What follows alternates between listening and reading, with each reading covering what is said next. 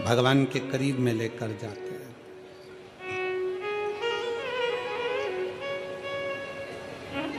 पानी को वाणी से अमृत बनाना सीखो। लोग कहते हैं गुरुजी कौन सा रुद्राक्ष? ठीक है, शिव महापुराण में 1 मुखी से लेकर 14 मुखी तक रुद्राक्ष का वर्णन है। स्कंद पुराण के अंतर्गत 1 मुखी से लेकर 21 मुखी तक रुद्राक्ष का वर्णन है। लिंग पुराण में रुद्राक्ष की महत्वता है। ये रुद्राक्ष कौन सा हमारे लिए अच्छा होगा, कौन सा रुद्राक्ष पहनना चाहिए, कौन सा रुद्राक्ष धारण करना चाहिए, शिव महापुराण की कथा कहती है जो भी रुद्राक्ष उत्पन्न हुआ वो भगवान के नेत्र अश्रु से उत्पन्न हुआ।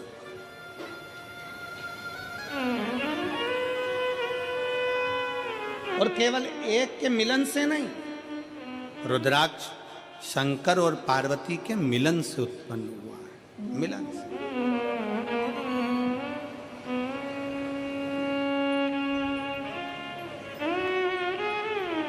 मेरे ओघड़नाथ,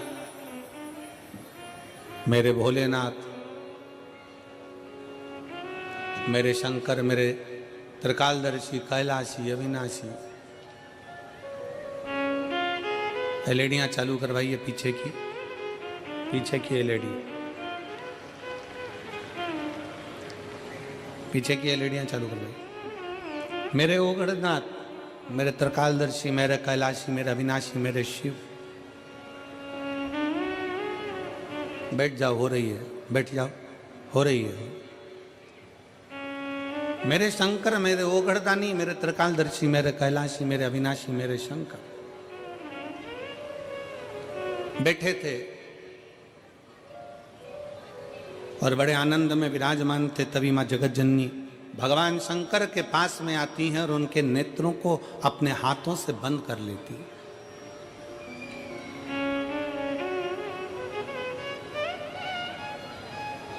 मां जगतजननी ने अपने हाथों से भगवान शंकर के नेत्रों को बंद किया और नेत्र को बंद करने पर भगवान शंकर के नयन से जो अश्रु गिरा, उस अश्रु से रुद्राक्ष की उत्पत्ति है।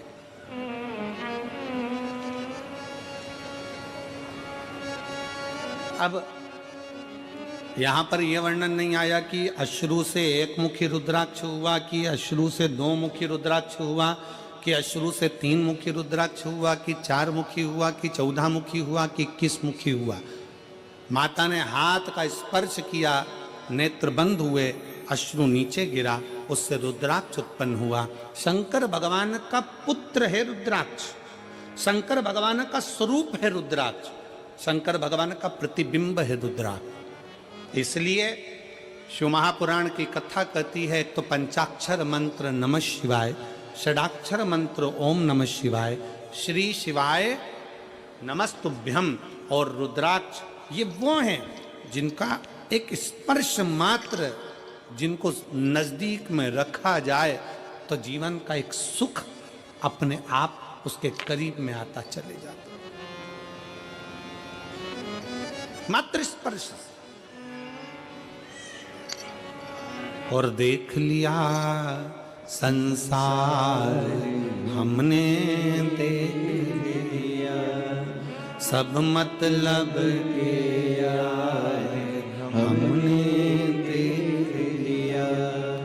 झूठे नाते झूठे रिश्ते, झूठे नाते झूठे रिश्ते, अरे झूठा है संसार हमने देख लिया, सब मतलब के यार हमने देख लिया। शिव महापुराण की कथा कहती है कि रुद्राक्ष कोई सा भी हो, 1 मुखी हो, 14 मुखी हो, 21 मुखी हो, 15 मुखी हो, 11 मुखी हो, 10 मुखी हो, 5 मुखी हो, 4 मुखी हो, पर इतना याद रखना, कोई सा भी रुद्राक्ष हो, अगर आपके गले में पड़ा हुआ है, अगर वो रुद्राक्ष आपके गले में है, चाहे स्त्री हो, चाहे पुरुष हो, चाहे बेटी हो, चाहे बेटा हो, अगर उसके गले में रुद्राक्ष पड़ा हुआ है तो किसी दुनिया के व्यक्ति की सामर्थ्यता नहीं है कि वो आपको धोखा दे दे और आपसे छल कर चले जाए।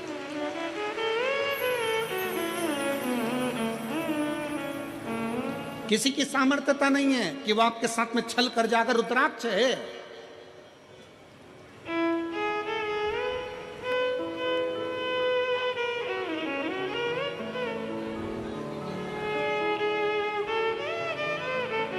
और प्रयास करो,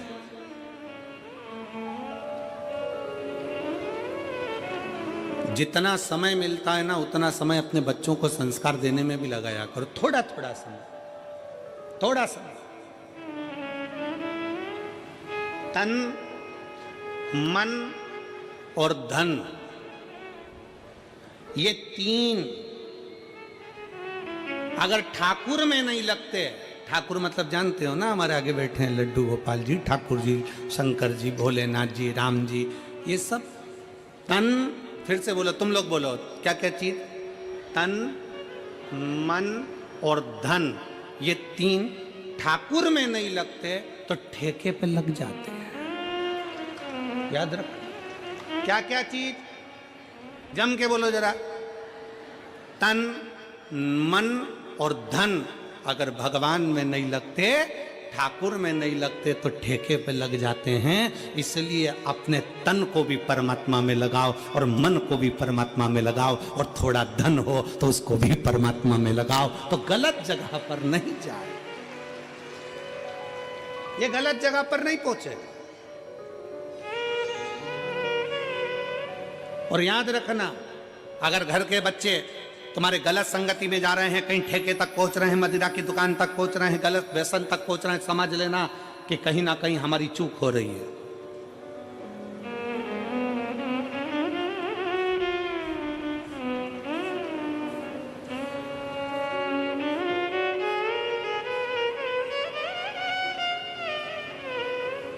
कहीं ना कहीं हमारी चूक हो रही है। जब माता सती भगवान शंकर से विवाह करती हैं, जब माता सती भगवान शिव से विवाह करती हैं, तो भगवान शंकर से विवाह कर कर माता सती बड़े प्रेम से, आनंद से, उत्साह से, आनंद के साथ रहती हैं।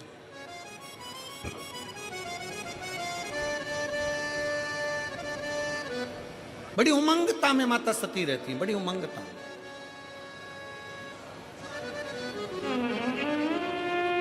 और शिव महापुराण की कथा में देवी भागवत में एक प्रसंग आता है कि देवी भागवत में एक प्रसंग आकर कहा जाता है कि माता सती अगर अपने परिवार के साथ भी अगर कहीं बाहर निकल कर जाती थी तो माता सती के नेत्र नीचे की नीचे ही रहते थे। माता सती के नेत्र नीचे रहते थे।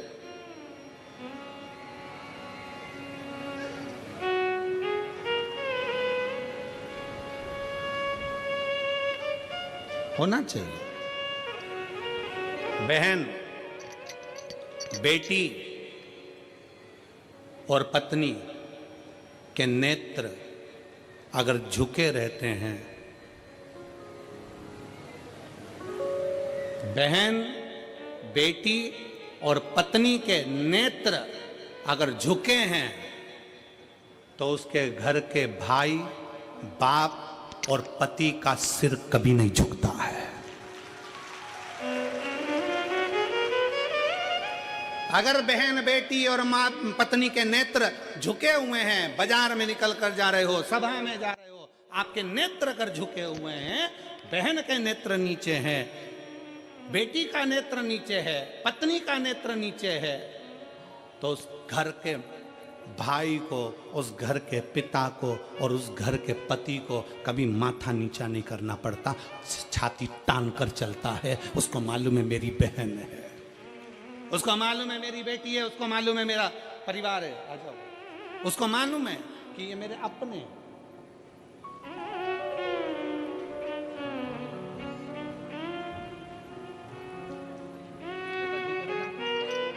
कृपा हर हर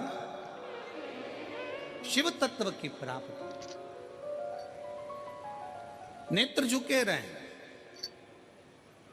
और फिर निवेदन है इस व्यासपीठ के माध्यम से, आपकी दृष्टि अगर रहे तो श्रेष्ठ रहे। दृष्टि में भेद नहीं होना चाहिए, नयनों में भेद नहीं होना चाहिए। गलत सोच, गलत विचार, गलत दृष्टि हमको गलत मार्ग की ओर लेकर चली जाती है, और फिर वही दुख, वही तकलीफें हमारे जीवन में आती है। वही तकलीफ। हुआ क्या था, बिंदु और चंचुला की कथा कल अपन ने श्रवण करी, और भगवान ईश्वर जी और गौरा जी उनकी कथा के यजमान बने, शंकर पार्वती उनकी कथा के यजमान बने। किसकी गलती थी? बिंदु का ब्राह्मण था, चोरी नहीं करता था। बिंदु का ब्राह्मण था, छल नहीं करता था। बिंदु का ब्राह्मण था, बेईमानी नहीं करता था। केवल चंचुला देवी ऐसी आई, और वो चंचुला देवी ने कहा कि तुम्हारे घर में मैं विवाह कर कर आई हूं, क्या है ये? तुम्हारे घर में कुछ भी नहीं, तुम्हारे घर में वैभव नहीं, तुम्हारे घर में धन नहीं। पति को उसने चोरी में लगा दिया, कहीं से भी लाओ, कहीं से भी लाओ, पर लाओ, मुझे चाहिए।